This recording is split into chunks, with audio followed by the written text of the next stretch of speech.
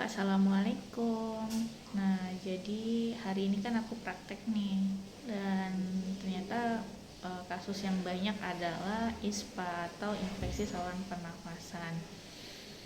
Biasanya sih kalau untuk ISPA itu bisa menyerang semua usia, mulai dari anak-anak sampai usia dewasa dan lansia.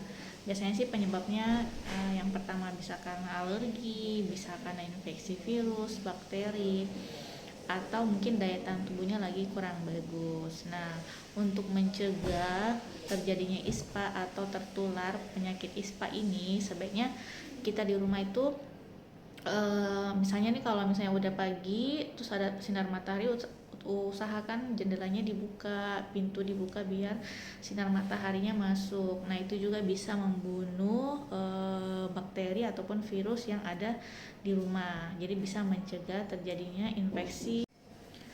Dan yang terutama nih, jaga makanan, kayak misalnya nih terlalu sering konsumsi makanan yang berminyak itu kan bisa bikin iritasi juga di tenggorokan. Terus mungkin minum es-esan tiap hari, atau mungkin setiap saat minumnya yang es yang ada es-esnya gitu. Terus mungkin makanan yang terlalu berbubuk kayak ciki-cikian itu juga harus dikurangin atau dihindarin untuk sementara ya.